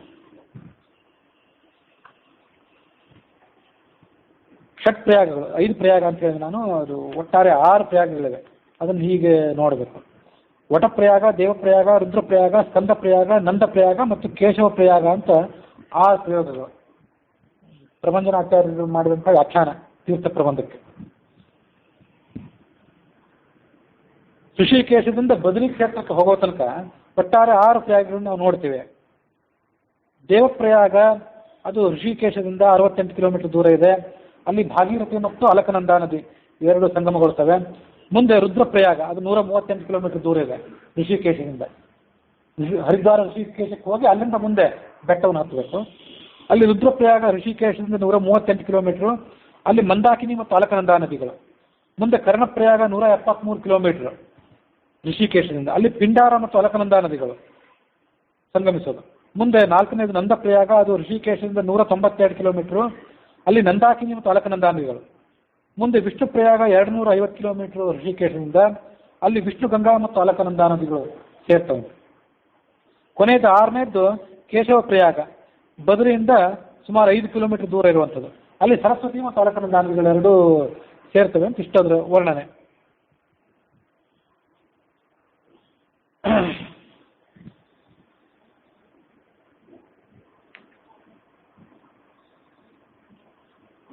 ಅಮರಿ ಭ್ರಮರಿ ಪುಂಜ ಸುಮರಿ ತಿಭಿರಂಚಿತ ಬದರಿ ವದರೆ ಕಿಂ ಅಧರಿ ಕುರುತೇನ ಸ ಅಂತ ವಾದಿರಾಜರು ಅದನ್ನ ಉತ್ತರ ಪ್ರಬಂಧದ ತೀರ್ಥ ಪ್ರಬಂಧದಲ್ಲಿ ವರ್ಣನೆ ಮಾಡ್ತಾರೆ. ದೇವತಾ ಸ್ತ್ರೀಯರು ದೇವಪುರುಷರು ಕೂಡ ಹಿಮಾಲಯ ಪರ್ವತದಲ್ಲಿ ಆ ಪ್ರದೇಶದಲ್ಲಿ ಸಂಚಾರ ಮಾಡ್ತಾರೆ ಅಂತ ಅದರ ಮಹತ್ವ. ಆ ಬದರಿ ಕ್ಷೇತ್ರದಲ್ಲಿ ಎಷ್ಟು ಮಹತ್ವ ಇದೆ ಅಂತಂದ್ರೆ ಅದನ್ನ ಮಹಾಭಾರತ, ಹರಿವಂಶ, ಭಾಗವತ ಮೊದಲಾದ ಪುರಾಣಗಳಲ್ಲಿ ವರ್ಣನೆ ಮಾಡ್ತಾರೆ. ಅಲ್ಲಿ ಸ್ವಯಂ ನಾರಾಯಣನೇ ಕ್ಷೇತ್ರದ ದೇವತೆಯಾಗಿ ಹರಿತಾನೆ. ಅಲಕನಂದಾ ನದಿ ಅಂತ ಏನಿದೆ ಅದು ಆ ಬದರಿ ಕ್ಷೇತ್ರದಲ್ಲಿ ಹರಿಯುವಂಥ ನದಿ. ಅದು ಕೂಡ ನಾರಾಯಣನ ಪಾದೋದಕ. ಧ್ರುವ, ಪೃಥು, ಪ್ರಿಯವ್ರತ ಮೊದಲಾದ ರಾಜರು, ನಾರದಾದಿ ಮುನಿಗಳು, ಬ್ರಹ್ಮಾದಿ ದೇವತೆಗಳು ಆ ಕ್ಷೇತ್ರದಲ್ಲಿ ತಪಸ್ಸು ಮಾಡಿದ್ರು ಅಂತ ಅದ್ರ ವರ್ಣನೆ. ಈ ನಾರಾಯಣ ಯಾರಿದ್ದಾರಲ್ಲ ಅವನು ಧರ್ಮನ ಮಗ. ಅವನು ಯಮಧರ್ಮನಿಗೆ ಮಗ ಆಗಿ ಜನಿಸಿದ. ನರನ ಜೊತೆಗೂಡಿ ಒಂದು ಅರ್ಜುನನ ಸ್ವರೂಪ, ಮೂಲ ಸ್ವರೂಪ. ಇಂದ್ರನಲ್ಲಿ ನರನ ಕೂಡ ಇತ್ತ. ಆ ಸ್ವರೂಪದೊಂದಿಗೆ ಆತ ಆ ನರನ ಜೊತೆಗೆ ಆತ ಅಲ್ಲಿ ಲೋಕ ಶಿಕ್ಷಣಕ್ಕಾಗಿ ತಪಸ್ಸು ಮಾಡಿದ. ನರನಾರಾಯಣ ಅಂತ ಅವರಿಬ್ಬರನ್ನು ಹೇಳ್ತಾರೆ. ಅಲ್ಲಿ ಇವತ್ತು ಕೂಡ ಅಲಕನಂದಾ ನದಿ ಮಧ್ಯದಲ್ಲಿ ಏನು ಹರಿತದೆ, ಆ ಕಡೆ ಈ ಕಡೆ ನರ ಪರ್ವತ, ನಾರಾಯಣ ಪರ್ವತ ಅಂತ 2 ಪರ್ವತಗಳು. ಇಂದ್ರಾದಿಗಳು ಈ ನರನಾರಾಯಣರನ್ನ ಚಂಚಲಚಿತ್ರನಾಗಿ ಮಾಡಬೇಕು ಅಂತ ಅಪ್ಸರೆಯರನ್ನ ಅಲ್ಲಿ ಕಳಿಸಿದ್ರು. ಅಪ್ಸರೆಯರನ್ನ ಕಾಮ, ಮನ್ಮಥ, ವಸಂತ ಇವರೆಲ್ಲರನ್ನು ಕಳಿಸಿದ್ರು. ಆದ್ರೆ ಅವರೆಲ್ಲರೂ ಸೋತಾಗಿಬಿಟ್ರು ಈ ನರನಾರಾಯಣರ ತಪಸ್ಸಿನ ತೀವ್ರತೆಗೆ. ಊರ್ವಶಿ ಕೂಡ ಅಲ್ಲೇ ಹುಟ್ಟಿದ್ಲು ಅಂತ ಅದರ ವರ್ಣನೆ ಇದೆ. ಶ್ರೀಹರಿ ಘಂಟಾಕರ್ಣನಿಗೆ ಮೋಕ್ಷ ಕೊಟ್ಟ ಅಂತ ಬಂದಿತ್ತು ಹರಿವಂಶದಲ್ಲಿ. ಅದು ಕೂಡ ಇದೇ ಪ್ರದೇಶ ಅಂತ ಹೇಳ್ತಾರೆ. ಭೀಮಸೇನಾದಿ ಪಾಂಡವರು ಕೂಡ ಹುಟ್ಟಿದ್ದು ಅಲ್ಲೇ. ಬಾಲ್ಯವನ್ನು ಅಲ್ಲೇ ಕಳೆದಿದ್ರು. ತೀರ್ಥಯಾತ್ರೆ ಕೆಲ ಭಾಗವನ್ನು ಕೂಡ ಅಲ್ಲಿ ಅವರು ಕಳೆದಿದ್ರು. ಈ ಕ್ಷೇತ್ರ ಏನಿದೆ ಬದರಿ ಕ್ಷೇತ್ರ, ಇದು ಆ ಊರ್ವಶಿ ಪರ್ವತ ಅನ್ನುವಂಥ ಪರ್ವತವನ್ನು ಕೂಡ ಇವತ್ತು ಹೊಂದಿದೆ. ಅಲ್ಲಿ ಒಂದು ಭಾಗದಲ್ಲಿ ಊರ್ವಶಿ ಪರ್ವತ ಇದೆ. ಊರ್ವಶಿ ಒಂದು ದೇವಾಲಯನೂ ಕೂಡ ಅಲ್ಲಿದೆ ಅಂತ ನಮ್ಗೆ ನೆನಪು. ಈ ಇನ್ನೊಂದು ಮಹತ್ವ ಏನಂತಂದ್ರೆ ಇದು ಶಂಕರಾಚಾರ್ಯರಿಗೆ ಮತ್ತು ಮಧ್ವಾಚಾರ್ಯರಿಗೆ ಇಬ್ಬರಿಗೂ ಕೂಡ ಪ್ರಿಯವಾದ ಕ್ಷೇತ್ರ. ಬಹಳ ಪ್ರಾಚೀನ ಕಾಲದಿಂದಲೇ ನಾರಾಯಣನ ಸನ್ನಿಧಾನ ಅಲ್ಲಿತ್ತು. ಆಗ ಕಾಲಕ್ರಮೇಣ ಆ ನಾರಾಯಣನ ವಿಗ್ರಹ ಅದು ಅಲ್ಲಿಂದ ಲುಪ್ತ ಆಗಿಬಿಟ್ಟಿತ್ತು. ಅದು ಅಲಕನಂದಾ ನದಿಯಲ್ಲಿ ಅದೃಶ್ಯ ಆಗಿಬಿಟ್ಟಿತ್ತು ಅಂತ ಹೇಳ್ತಾರೆ. ಶಂಕರಾಚಾರ್ಯರು ಈಗ 1300 ವರ್ಷದಿಂದಲೇ ಅಲ್ಲಿಗೆ ಪ್ರಯಾಣ ಮಾಡಿದಾಗ ಆ ವಿಗ್ರಹವನ್ನು ಮೇಲೆತ್ತಿ ಅದರಲ್ಲಿ ಪ್ರತಿಷ್ಠಾಪನೆ ಮಾಡಿದರು. ಮುಂದೆ ಕೇರಳದ ನಂಬೂದರಿ ಬ್ರಾಹ್ಮಣರು ಏನಿದ್ದಾರೆ ಅವ್ರನ್ನಲ್ಲಿ ಅರ್ಚಕರನ್ನಾಗಿ ನೇಮಿಸಿದರು. ಇವತ್ತು ಅವರೇ ಅರ್ಚಕರಾಗಿ. ಶಂಕರಾಚಾರ್ಯ ಒಂದು ಸನ್ನಿಧಾನ ಕೂಡ ಅಲ್ಲಿದೆ. ರಾಮಾನುಜರು ಅಲ್ಲಿಗೆ ಹೋಗಿದ್ರು ಬಿಟ್ಟಿದ್ರು ಅನ್ನೋಂಥ ಮಾಹಿತಿ ನನಗೇನು ಸಿಕ್ಕಿಲ್ಲ. ಮಧ್ವಾಚಾರ್ಯರು 2 ಬಾರಿ ಬದರಿಕಾಶ್ರಮಕ್ಕೆ ಪ್ರಯಾಣ ಮಾಡಿದ್ರು. ಮೊದಲನೇ ಸರಿ ಅಲ್ಲಿ ಪ್ರಯಾಣ ಮಾಡಿದಾಗ ಗೀತಾ ಭಾಷೆಯನ್ನು ಅಲ್ಲಿ ಸಮರ್ಪಣೆ ಮಾಡಿದ್ರು ಅಂತಿದೆ ಅವ್ರ ಸುಮಧ್ವಿಜಯದಲ್ಲಿ. ಕಾಷ್ಠಮೌನ ಮಧುರಾದ ಉಪವಾಸಂ ಅಂತ, ಕಾಷ್ಠಮೌನ ವ್ರತ ಅಂತ ಒಂದು ವ್ರತ. ಇನ್ನು ಪ್ರಾಸಂಗಿಕವಾಗಿ ಆ ಯತಿಗಳು ಅವರೆಲ್ಲ ಮಾಡಿದಂಥದ್ದನ್ನ ನಾವು ನೆನಪು ಮಾಡ್ಕೊಳ್ಳೋದು. 48 ದಿವಸ ಕಾಷ್ಠಮೌನ ವ್ರತ ಅಂತ ಮಾಡ್ತಾರಂತೆ. ಬರೀ ಹಾಲು ಕುಡಿದು, ಕಾಷ್ಠ ಅಂದ್ರೆ ಕಟ್ಟಿಗೆ ಅಂತ ಮೌನವಾಗಿದ್ದು ಬಿಡೋದು, ಯಾವ ಮಾತಿಲ್ಲ, ಕಥೆ ಇಲ್ಲ. ಅಂದ್ರೆ ಕಾಷ್ಠಮೌನ ಮತದ ಅದದಾದ ಉಪವಾಸಂ ಅಂತ ಮಧ್ವಾಚಾರ್ಯರು ಅದನ್ನು ಮಾಡಿದ್ರು ವರ್ಣನೆ ಇದೆ. ಮಜ್ಜನಂ ವ್ಯಜಿತ ಶೀತಲ ಗಂಗಾ ನಿತ್ಯ ವಾರಿ ನಿತ್ಯ ಮರುಣೋದಯ ಕಾಲೇ, ಶೀತಲ ಗಂಗಾ ಅಂತ ಕರೀತಾರೆ ಅದನ್ನು, ಅಲಕನಂದ ನದಿಯನ್ನು. ಅಲ್ಲಿ ಆ ನದಿ ಹೊರಗೆ ನಾವು ಇಳಿದ್ರೆ ನಾವು ಫ್ರಿಜ್ನೊಳಗೆ ಇಳಿದಂತೆ ಅಷ್ಟು ತಂಪಿನ ನದಿ ಅದು. ಮತ್ತು ವೇದವ್ಯಾಸರನ್ನ ಸಂದರ್ಶನ ಕೂಡ ಮಾಡಿದರು ಅಂತ ಹೇಳ್ತಾರೆ. ಇವತ್ತು ನಾವೇನು ನೋಡ್ತೀವಿ ನಮಗೆ ಹೋಗ್ಲಿಕ್ಕೆ ಸಾಧ್ಯ ಏನಿದೆ, ಆ ಬದ್ರಿಯನ್ನು ನಾವು ತಲುಪೋದೇ ಬಹಳ ಕಷ್ಟ. ಅಂತಹ ಬದ್ರಿಯನ್ನು ಈಗ 1300 ವರ್ಷದಿಂದ ಶಂಕರರು ಭಗವತ್ಪಾದರು ಸಂದರ್ಶನ ಮಾಡಿದ್ರು. ಆಮೇಲೆ ಮಧ್ವಾಚಾರ್ಯ ಪ್ರಯಾಣ ಮಾಡಿದ್ರು. ಇದಕ್ಕಿಂತ ದುರ್ಗಮವಾಗಿ ಮತ್ತೊಂದಿದೆ ಅಂತೆ, ದೊಡ್ಡ ಬದ್ರಿ ಅಂತ ಹೇಳಿ. ಅಲ್ಲಿಗೆ ಮಧ್ವಾಚಾರ್ಯರು ಒಬ್ಬರೇ ಹೋಗಿದ್ರು ಅಂತ ವರ್ಣನೆ ಇದೆ ಸುಮಧ್ವಿಜಯದಲ್ಲಿ. ಸತ್ಯತೀರ್ಥ ಮೊದಲಾದ ಅವ್ರ ಶಿಷ್ಯರು ನಾವು ಬರ್ತೇವೆ ತಡೀರಿ ಅಂದ್ರಂತೆ. ಮಧ್ವಾಚಾರ್ಯರು ಅಲ್ಲಿ ಪ್ರಯಾಣ ಮಾಡಿದಾಗ ಗುರುಗಳೆಲ್ಲ ಹೋಗ್ಬಿಟ್ರಲ್ಲ, ಅವ್ರನ್ನ ಬಿಟ್ಟಿರ್ಲಿಕ್ಕೆ ಆಗೋದಿಲ್ಲ ನಮಗೆ ಅಂತ ಈ ಕೆಲವು ಶಿಷ್ಯರು ಅವ್ರನ್ನ ಹಿಂಬಾಲಿಸಿ ಪ್ರಯತ್ನ ಪಟ್ಟರು. ಆದರೆ ಅವ್ರು ಹೋಗುವ ವೇಗಕ್ಕೆ ಇವರಿಗೆ ಅವರನ್ನ ತಲುಪಲಿಕ್ಕೆ ಆಗಲಿಲ್ಲ. ಆಚಾರ್ಯರು ಅಲ್ಲಿಂದ ಕೈ ಮಾಡಿದ್ರು ಅಂತ ಹೇಳ್ತು ಸುಮಧ್ವಿಜಯ, ನಿಂತಲ್ಲಿಂದೆ ಹಿಂದೆ ಹೋಗ್ರಿ ಅಂತ. ಇದ್ದಕ್ಕಿದ್ದಂತೆ ಒಂದು ವಾಯು ಬಂದು ಈ ಸತ್ಯತೀರ್ಥ ಮೊದಲಾದವನ್ನು ಹಾರಿಕೊಂಡು ಹೋಗಿಬಿಡ್ತದೆ. ನೋಡಿದ್ರೆ ಮತ್ತೆ ಬಂದು ಅನಂತ ಮಠ ಅಂತ ಏನಿತ್ತು, ಮಠಾಂತರೇ ಅನಂತ ಮಠಾಂತರ ಅಂತ ಸುಮಧ್ವಿಜಯದಲ್ಲಿ ಒಂದು ವರ್ಣನೆ ಇದೆ. ಅನಂತ ಮಠ ಅಂತ ಮಧ್ವಾಚಾರ್ಯರು ಆವಾಗ ವಾಸ ಮಾಡಿದ್ದಾಗ ಅದನ್ನ ಈಗಲೂ ಕರ್ನಾಟಕದಿಂದ ಸೇವಾಶ್ರಮ ನಿರ್ಮಾಣ ಮಾಡಿದ ಮಠಕ್ಕೆ ಇವತ್ತಿನ ಒಂದು ಅನಂತ ಮಠ ಅಂತ ಕರೀತಾರೆ. ಆ ಅನಂತ ಮಠದಲ್ಲಿ ಬಂದು ಕೂತು ಬಿಟ್ಟಿದ್ರಂತ ಸತ್ಯಾತ್ಮ ತೀರ್ಥರು, ಸತ್ಯಾತ್ಮ ತೀರ್ಥರು ಅಂತಲೇ ಇರಬೇಕು. ಹೀಗೆ ದೊಡ್ಡ ಬದಲಿಗೂ ಕೂಡ ಅವರು ಪ್ರಯಾಣ ಮಾಡಿದ್ರು ಅಂತ ಅಲ್ಲಿ ವರ್ಣನೆ ಇದೆ. ನರಪರ್ವತ, ನಾರಾಯಣ ಪರ್ವತ ಇದೆ. ಆ ನಾರಾಯಣ ಪರ್ವತದ ಬಲಭಾಗದಲ್ಲಿ ಊರ್ವಶಿ ಪರ್ವತ ಇದೆ. ಇಲ್ಲಿ ಅದನ್ನು ವರ್ಣನೆ ಮಾಡಿದ್ದಾರೆ. ಊರ್ವಶಿ ದೇವಸ್ಥಾನ ಇದೆ ಅಂತ ಹೇಳಿದ್ನಲ್ಲ, ಅದನ್ನ ಈ ತೀರ್ಥ ಪ್ರಬಂಧದ ವ್ಯಾಖ್ಯಾನದಲ್ಲಿ ಪ್ರಭಂಜನಾಚಾರ್ಯ ಹೀಗೆ ಹೇಳ್ತಾರೆ. ಆ ಊರ್ವಶಿ ಪರ್ವತ ಅಂತ ಏನಿದೆಯಲ್ಲ, ಅಲ್ಲಿ ಋಷಿಗಂಗಾ ತೀರ ಅಂತ, ಅಲ್ಲಿ ನಾರಾಯಣನ ಎಡತೊಡೆಯ ಮೇಲೆ ಊರ್ವಶಿ ಕುಳಿತುಕೊಂಡಿರುವಂಥ ಒಂದು ವಿಗ್ರಹ ಇದೆ. ಅದರದ್ದೊಂದು ಚಿಕ್ಕ ಗುಡಿಯನ್ನು ಕೂಡ ಇದೆ ಅಂತ ಅದರ ವರ್ಣನೆ.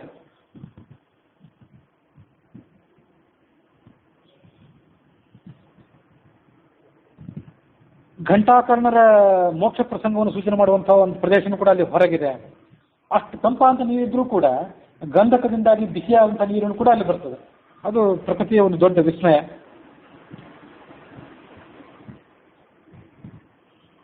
ಗೀತಾಭಾಷ್ಯವನ್ನ ಅಲ್ಲೇ ರಚನೆ ಮಾಡಿ ಅದನ್ನು ಭಗವಂತನಿಗೆ ಅರ್ಪಣೆ ಮಾಡಿದ್ರು ಅಂತ ವರ್ಣನೆ ಇದೆ. ಊರ್ವಶಿ ಪರ್ವತದಿಂದ ಆ ಋಷಿಗಂಗಾ ಅಂತ ಚಿಕ್ಕ ತೊರೆ ಹರಿದು ಬರ್ತದೆ. ಹರಿದು ಬಂದು ಅದು ಈ ಅಲಕನಂದ ನದಿಗೆ ಸೇರುವಂಥ ಒಂದು ದೃಶ್ಯ ಅಲ್ಲಿದೆ. ಶಂಕರಾಚಾರ್ಯ ಸಂಬಂಧಪಟ್ಟಂತೆ ಇನ್ನೊಂದು ಮಾಹಿತಿನ ಕೂಡ ಹೇಳಬೇಕು. ಶಂಕರಾಚಾರ್ಯರು 4 ಕಡೆ ಪೀಠಗಳನ್ನು ಸ್ಥಾಪನೆ ಮಾಡಿದರು. ಪೂರ್ವದಲ್ಲಿ ಪೂರ್ವಾಮ್ನಾಯ ಪೀಠ ಪುರಿಯಲ್ಲಿ, ದಕ್ಷಿಣದಲ್ಲಿ ಶೃಂಗೇರಿ ಪೀಠ, ಪಶ್ಚಿಮದಲ್ಲಿ ದ್ವಾರಕಾ ಪೀಠ, ಉತ್ತರದಲ್ಲಿ ಜ್ಯೋತಿರ್ಮಠ ಪೀಠ ಅಂತ. ಅಥವಾ ಅದು ಜ್ಯೋತಿರ್ಮಠ ಅನ್ನೋದೇನಿದೆ ಅದು ಬದರಿಗೆ ಸಂಬಂಧಪಟ್ಟದ್ದು, ಬದರಿಯಲ್ಲೇ ಮಾಡಿದ್ದು. ಬದರಿಯಲ್ಲಿ 12 ತಿಂಗಳು ಮಠ ನಡೆಯೋದು ಕಷ್ಟ, ಅಲ್ಲಿ ಸರ್ಕಾರದಿಂದ ಸಮ್ಮತಿ ಇಲ್ಲ. ಅದಕ್ಕಾಗಿ ಜ್ಯೋತಿರ್ಮಠ ಅಂತ ಬದರಿಯಿಂದ ಒಂದು 20-30 ಕಿಲೋಮೀಟರ್ ಮೊದಲು ಆ ಮಠದ ಸ್ಥಾನ ಇದೆ. ಅಲ್ಲಿ ಶ್ರೀಗಳು ಮೇಲಿನ ಮೇಲೆ ಬದರಿ ಕೂಡ ಸಂಚಾರ ಮಾಡ್ತಿರ್ತಾರೆ ಅಂತ ಅದರ ವರ್ಣನೆ.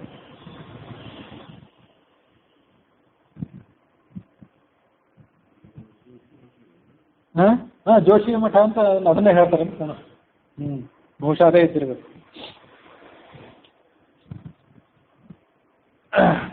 ಬದರಿಯಿಂದ ಸುಮಾರು 3 ಕಿಲೋಮೀಟರ್ ಆ ಕಡೆ, ಇದು ಋಷಿಕೇಶ್ನಿಂದ ಬದರಿಯನ್ನು ತಲುಪಿದ ತನಕ ಇವೆಲ್ಲ ಬಂದದ್ದು ಕೆಲವು. ಬದರಿಯಿಂದ ಆ ಕಡೆ ಮುಂಭಾಗದಲ್ಲಿ ಸುಮಾರು 3 ಕಿಲೋಮೀಟರ್ ದೂರದಲ್ಲಿ ಕೇಶವ ಪ್ರಯಾಗ ಅಂತಿದೆ. ಸರಸ್ವತಿ ನದಿ ಮತ್ತು ಅಲಕನಂದ ನದಿಗಳು ಎರಡೂ ಕೂಡ ಸೇರುವಂಥ ಪ್ರದೇಶ ಅದು. ಸರಸ್ವತಿ ನದಿಯಲ್ಲಿ ಎಲ್ಲಿಂದ ಬರ್ತದೆ ಅಂತ ಗೊತ್ತಾಗೋದಿಲ್ಲ, ಅಂತೂ ಸರಸ್ವತಿ ನದಿಯಲ್ಲಿ ಬಂದು ಸೇರ್ತದೆ. ಅದು ಅಲಕನಂದಾ ನದಿ ಮಾತ್ರ ಅಲ್ಲಿಂದ ದೂರದಿಂದ ಹರಿದು ಬರ್ತದೆ. ವಸುಧಾರ ಅಂತ ಅಲ್ಲಿಂದ ಬದಿಯಿಂದ ಮುಂದೆ 8 ಕಿಲೋಮೀಟರ್ ಇದೆ, ಅಲ್ಲಿ ವಾಹನಗಳು ಹೋಗೋದಿಲ್ಲ, ಹೋಗೋದಾದ್ರೆ ನೋಡ್ಕೊಂಡೇ ಹೋಗಬೇಕು. ಆ ವಸುಧಾರ ಅನ್ನುವ ಪ್ರದೇಶದಿಂದ ಅಲಕನಂದಾ ನದಿ ಜಲಪಾತ ರೂಪದಲ್ಲಿ ಬರ್ತದೆ. ಅದು ಈ ಸರಸ್ವತಿ ನದಿಯನ್ನು ಕರೆದುಕೊಂಡು ಮುಂದೆ ಕೆಳಗೆ ಬರ್ತದೆ. ಇದು ಅದರ ಪ್ರದೇಶ. ಗಣೇಶ ಗುಹಾ ಅಂತ ಒಂದು ಪ್ರದೇಶ ಇದೆ ಅಲ್ಲಿ. ಆ ಗಣೇಶ ಗುಹಾ ಅಂತ ಅನ್ನೋದೇನಿದೆ, ವ್ಯಾಸರು ಹೇಳಿದಂಥ ಭಾರತವನ್ನು ಗಣೇಶ ಬರೆದುಕೊಂಡಲ್ಲ, ಅದೇ ಪ್ರದೇಶ. ಗಣೇಶ ಗುಹಾ, ವ್ಯಾಸ ಗುಹಾ ಅಂತ ಹೀಗೆ ಪ್ರದೇಶಗಳಿವೆ. ಅವೆಲ್ಲ ಹೇಗೆ ಕಾಣ್ತಾವ ಅಂದ್ರೆ, ಎರಡು ವ್ಯಾಸ ಗುಹಾ ಅಂತ ಅನ್ನೋದು ಒಂದು ದೊಡ್ಡ ಬಂಡೆಕಲ್ಲಿದೆ. ಆ ಬಂಡೆಕಲ್ಲನ್ನು ದೂರದಿಂದ ನೋಡಿದರೆ ತಾಳೆಗರಿಯ ಗ್ರಂಥವನ್ನು ಇಟ್ಟಂತೆ ಕಾಣಿಸ್ತದೆ. ಈಗಲೂ ಕೂಡ ನೋಡಿದ್ದನ್ನು ತಾಳೆಗರಿ ಗ್ರಂಥಗಳು ಅದರ ಪುಟಗಳು ಹೀಗೆ ಕಾಣಿಸ್ತಾವಲ್ಲ, ಹಾಗೆ ಅಡ್ಡಡ್ಡವಾಗಿ ಒಂದು ಆಯತಾಕಾರದ ಗುಹೆ, ಆಯತಾಕಾರದ ಬಂಡೆಕಲ್ಲದು. ಅದರ ಪದರಗಳು ಆ ತಾಳೆಗರಿಯ ಪತ್ರಗಳಂತೆ ಕಾಣಿಸ್ತವೆ. ಅದು ವ್ಯಾಸ ಗುಹಾ, ವೇದವ್ಯಾಸರ ಪ್ರತಿಮೆ ಅಲ್ಲಿದೆ. ಅಲ್ಲಿಂದ ಮುಂದೆ 10 ಕಿಲೋಮೀಟರ್ ದೂರದಲ್ಲಿ ಒಂದು ಕಡೆ, ಇದು ಉತ್ತರಕ್ಕೆ ನಾವು ಹೋದಾಗ ಅಲ್ಲಿಯ ಸರಸ್ವತಿ ನದಿ ಮತ್ತು ಅಲಕನಂದಾ ನದಿ ಸೇರುವಂಥದ್ದು. ಆ ಉತ್ತರದಿಂದ ಅದನ್ನು ಮಾನ ಅಂತ ಸಣ್ಣ ಹಳ್ಳಿ ಅಂತ ಹೇಳ್ತಾರೆ. ಆ ಅಲಕನಂದಾ ನದಿ ಮತ್ತು ಸರಸ್ವತಿ ನದಿಗಳು ಸೇರುವಂಥ ಪ್ರದೇಶದಲ್ಲಿ ಅಲ್ಲೊಂದು ದೊಡ್ಡ ಸೇತುವೆ ಇದೆ, ಅದನ್ನು ಭೀಮ ಸೇತು ಅಂತ ಹೇಳ್ತಾರೆ. ಮಹಾಪ್ರಸ್ಥಾನ ಮಾಡಿದ್ರಲ್ಲ ಪಾಂಡವರು, ಅವತಾರವನ್ನು ಸಮಾಪ್ತಿ ಮಾಡಿ ಹೋದ್ರಲ್ಲ, ಆಗ ಅವರಿಗೆ ಮುಂದೆ ಹೋಗ್ಲಿಕ್ಕೆ ದಾರಿ ಬೇಕಾಗಿತ್ತು. ಭೀಮಸೇನ ಅಲ್ಲೊಂದು ದೊಡ್ಡ ಬಂಡೆಕಲ್ಲು ನಿಟ್ಟ ಅಂತ ಹೇಳ್ತಾರೆ. ಅದು ಒಂದು ದೊಡ್ಡ ಏಕಶಿಲಾ ಬಂಡೆ, ಅದು ಅದರಲ್ಲಿ ಜೋಡಿಸಿ ಮಾಡಿದ್ದಲ್ಲ ಅಂತ ಒಂದು ಪ್ರಸಿದ್ಧವಾದಂಥ ಭೀಮಶಿಲಾ ಅಂತ ಅದನ್ನು ವರ್ಣನೆ ಮಾಡ್ತಾರೆ.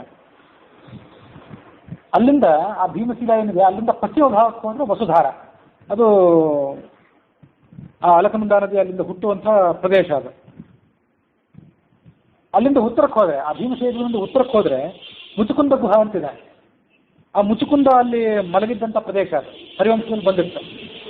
ಅಲ್ಲಿ ಕಾಲಯವನ ಕೃಷ್ಣನ ಬೆನ್ನಟ್ಟಿ ಹೋದ, ಕೃಷ್ಣ ಅಲ್ಲಿಗೆ ಹೋದ.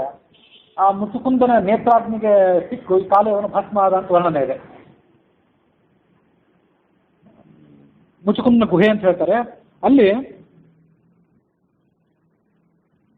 ಆ ಮುಚುಕುಂದ ಗುಹೆಗೆ ಕೃಷ್ಣಾಷ್ಟಮಿ ದಿವಸ ಮಾತ್ರ ಪ್ರವೇಶ, ಬೇರೆ ದಿವಸ ಪ್ರವೇಶವೇ ಇಲ್ಲ. ಅದಕ್ಕೆ ಮಿಲಿಟರಿಯವ್ರ ಕಡೆಯಿಂದಾಗಿ ಸಮ್ಮತಿನೇ ಸಿಗೋದಿಲ್ಲ. ಕೃಷ್ಣಾಷ್ಟಮಿ ದಿವಸ ಅವರಿಗೆ ಹೇಳಿ ಹೆಸರನ್ನು ಬರೆಸಿ ಹೋಗ್ಬೇಕು, ಬೇರೆ ದಿವಸ ಅಲ್ಲಿ ಹೋಗ್ಲಿಕ್ಕೆ ಅವಕಾಶನೇ ಇಲ್ಲ. ಬದಲಿ ನೀವು ಬೇರೆ ಕಾಲದಲ್ಲಿ ಹೋಗ್ಬೋದು, ಆದರೆ ಮುಚುಕುಂದ ಗುಹೆಗೆ ಹೋಗ್ಲಿಕ್ಕೆ ಅವಕಾಶ ಇಲ್ಲ. ಯಾಕಂದರೆ ಅಲ್ಲಿಂದ ಸಮೀಪದಲ್ಲಿ ಚೈನಾ ದೇಶದ ಗಡಿ ಇದೆ, ಟಿಬೆಟ್ ಗಡಿ ಇದೆ, ಈಗ ಅದರದೆಲ್ಲ ವರ್ಣನೆ ಇದೆ.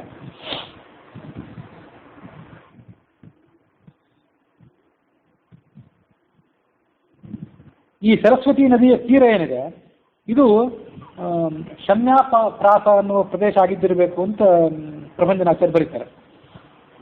ಶನ್ಯಾಪ್ರಾಸ ಅಂತಂದರೆ ಭಾಗವತಾದಿ ಪುರಾಣದಲ್ಲಿ ಹೇಳಿರುವಂಥ ಭಾಗವತ ರಚನೆಯ ಸ್ಥಳ ಆಗಿರಬೇಕದು ಅಂತ ಅವ್ರ ಊಹೆ. ಭೃಗುಮುನಿಗಳು ವಿಷ್ಣು, ಶಿವ, ವಿಷ್ಣು, ಬ್ರಹ್ಮ ಮೊದಲಾದವರ ಲೋಕಕ್ಕೆ ಹೋಗಿ ಅವ್ರನ್ನ ಪರೀಕ್ಷೆ ಮಾಡಬೇಕು ಅಂತ ಹೋಗಿದ್ರು ಅಂತ ಕಥೆ ಇದೆ, ಅದು ನಿಮ್ಗೆಲ್ಲರಿಗೂ ಗೊತ್ತಿದ್ದೇ ಇದೆ. ಅವ್ರು ಅಲ್ಲಿಂದ ಹೋಗೋಕ್ಕಿಂತ ಮೊದಲು ಈ ಋಷಿಗಳೆಲ್ಲ ಸೇರಿ ಯಜ್ಞ ಮಾಡ್ತಿದ್ರು ಅಂತ ಕಥೆ ಇತ್ತಲ್ಲ, ಯಜ್ಞ ಮಾಡ್ತಿದ್ದಲ್ಲಿಂದ ಆ ಸ್ಥಳದಿಂದ ಭೃಗುಮುನಿಗಳು ಮುಂದೆ ಪ್ರಯಾಣ ಬೆಳೆಸಿದ್ರು ಅಂತಿದೆಯಲ್ಲ, ಅದು ಈ ಸರಸ್ವತಿ ನದಿಯ ಈ ಭಾಗವೇ. ಈಗ ಅದರ ವರ್ಣನೆ ಬದರಿ ಕ್ಷೇತ್ರಕ್ಕೆ ಮುಂಚಿತವಾಗಿ ಕೆಳಗೆ 20 ಕಿಲೋಮೀಟರ್ ದೂರದಲ್ಲಿ ಪಾಂಡುಕೇಶ್ವರ ಅಂತ ಪ್ರದೇಶ ಇದೆ. ಅಲ್ಲಿ ಅನೇಕ ಕಾಲ ಪಾಂಡು ಮಹಾರಾಜ ವಾಸ ಮಾಡಿದ್ದ. ಅವನಿಗೆ ಋಷಿಗಳ ಶಾಪ ಇತ್ತಲ್ಲ, ಜಿಂಕೆಯೊಂದನ್ನು ಕೊಂದದ ಪರಿಣಾಮವಾಗಿ ಆ ಋಷಿಗಳ ಶಾಪ ಬಂದ ಬಳಿಕ ಆತ ಅಲ್ಲೇ ವಾಸ ಮಾಡಿಕೊಂಡಿದ್ದ ಅಂತ ಅದರ ವರ್ಣನೆ ಇದೆ. ಅಲಕನಂದಾ ನದಿ ತೀರ ಬಹಳ ಪ್ರಖ್ಯಾತವಾದದ್ದು. ಬ್ರಹ್ಮಕಪಾಲ ಅಂತಿದೆ, ಗರುಡಶಿಲಾ, ನಾರದಶಿಲಾ ಮೊದಲಾದಂಥ ಪ್ರದೇಶಗಳಿವೆ. ಅಲ್ಲಿ ಕೂಡ ತೀರ್ಥ ಶ್ರಾದ್ದ ಮಾಡೋದಿದೆ. ತೀರ್ಥ ಶ್ರಾದ್ದ ಮಾಡಿ ಬ್ರಹ್ಮಕಪಾಲದಲ್ಲಿ ಅದನ್ನು ವಿಸರ್ಜನೆ ಮಾಡಿದರೆ ಅದರಿಂದ ಸದ್ಗತಿ ಅಂತ ಅದನ್ನು ವರ್ಣನೆ ಮಾಡ್ತಾರೆ. ಇವತ್ತಿಗೂ ಕೂಡ ಭಾಗವತದಲ್ಲಿ ಇತ್ಯಾದಿ ಕೆಲವು ಪ್ರದೇಶಗಳಲ್ಲಿ ವಿಶಾಲ ಬದರಿ ಅಂತ ಹೀಗೆ ಅದನ್ನು ವರ್ಣನೆ ಮಾಡ್ತಾರೆ. ಆ ದೊಡ್ಡ ಬದರಿ ಅಥವಾ ಉತ್ತರ ಬದರಿ ಅಂತ ಏನಿದೆ, ಅದು ಮನುಷ್ಯ ಮಾತ್ರರಿಗೆ ಗಮ್ಯ ಆಗುವಂಥ ಪ್ರದೇಶ ಅಲ್ಲ.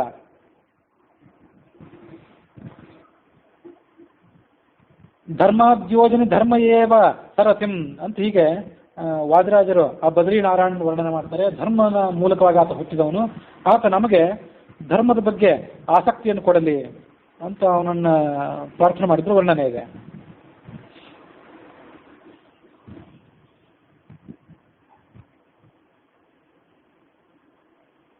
ಅಲ್ಲಿ ಈಗೊಂದು ವರ್ಣನೆ ಇದೆ.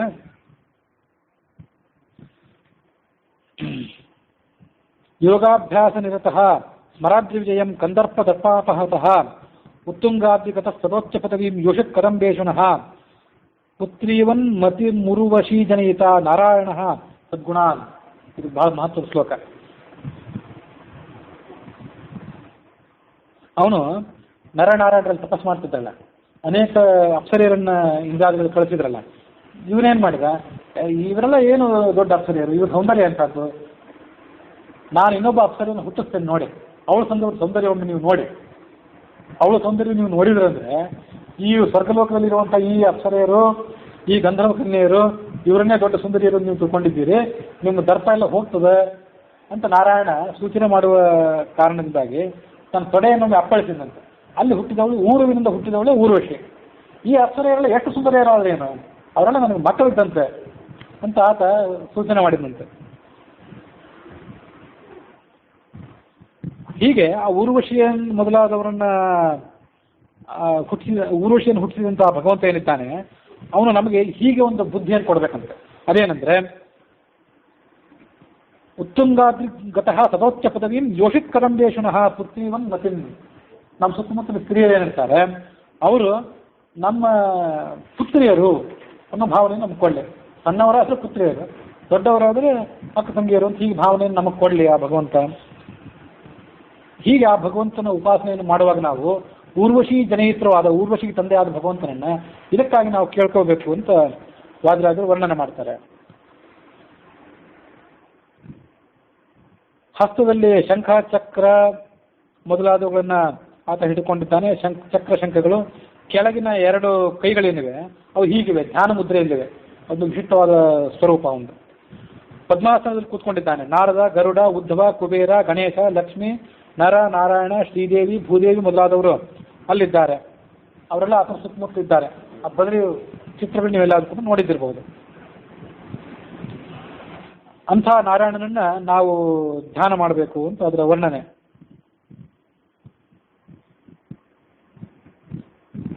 ಹಯಗ್ರೀವನ ಸ್ತೋತ್ರವನ್ನು ಕೂಡ ವಾದಿರಾಜರಲ್ಲಿ ಮಾಡ್ತಾರೆ. ಅದ್ಯಾಕೆಂತಂದ್ರೆ ಬದರಿ ಕ್ಷೇತ್ರದಿಂದ 8 ಕಿಲೋಮೀಟರ್ ದೂರದಲ್ಲಿ ಈ ವಸುಧಾರ ಅಂತಿದೆ ಅಂತ ನಾನು ಹೇಳಿದೆ. ಬ್ರಹ್ಮದೇವರು ಅಲ್ಲಿ ಯಜ್ಞ ಮಾಡಿದ್ರು ಅಂತ ವರ್ಣನೆ ಇದೆ. ಅಲ್ಲಿ ಯಜ್ಞ ವೇದಿಕೆಯಲ್ಲಿ ಹಯಗ್ರೀವ ದೇವ ಪ್ರಾದುರ್ಭವಿಸಿದ ಅಂತ ಪುರಾಣದಲ್ಲಿ ವರ್ಣನೆ ಇದೆ. ಆ ಜಲಧಾರೆಯಲ್ಲಿ ಸ್ನಾನ ಮಾಡಿ ಬರೋ ಪದ್ಧತಿ ಇದೆ ಇವತ್ತು ಕೂಡ ಕೆಲವರಲ್ಲಿ. ಅಲ್ಲಿ ಆ ಧಾರೆಗಳಲ್ಲಿ ಓಂಕಾರದ ಧ್ವನಿ, ಋಗ್ವೇದಗಳ ಧ್ವನಿ ಪುಣ್ಯಾತ್ಮರಾದವರಿಗೆ ಕೇಳ್ತದೆ ಅಂತ ಹೀಗೆ ಮಾತಿದೆ. ಯತ್ರ ಕ್ಷೇತ್ರೇ ವಿಧೇಸ್ತತ್ರೇ ಹಯಗ್ರೀವೋ ಹಿ ಅವಾತರತ್ ಧಾರಾದ್ವಾರ ತ್ರಯೀ ತತ್ರ ಶೂಯತೆ ಅದ್ಯಾಪಿ ಸೂರಿಭಿ. ಸೂರಿಗಳಿಗೆ, ಜ್ಞಾನಿಗಳಿಗೆ ಅದು ಕೇಳ್ತದೆ ಅಂತ. ಹೀಗೆ ಅಷ್ಟು ಪ್ರಖ್ಯಾತವಾದಂಥ ಕ್ಷೇತ್ರ ಅದು ಆ ಬದ್ರಿ ಕ್ಷೇತ್ರ. ಸ್ವಯಂ ನಾರಾಯಣ ಮತ್ತು ಹಯಗ್ರೀವ ಇತ್ಯಾದಿಗಳು ಆ ಪ್ರದೇಶದ ಪಾವಿತ್ರ್ಯಕ್ಕೆ ಕಾರಣರಾದವರು. ಮತ್ತು ಅಲ್ಲಿ ಆಚಾರ್ಯರ ಶಂಕರರು ಮತ್ತು ಮಧ್ವರು ಕೂಡ ತಮ್ಮ ಛಾಪನ್ನ ಬಿಟ್ಟು ಹೋದಂಥ ಪ್ರದೇಶ. ಅದರ ಬಣ್ಣನೆಯ ಒಂದಿಗೆ ಇವತ್ತಿನ ಕಥೆ ಮುಕ್ತಾಯ ಆಗಿದೆ.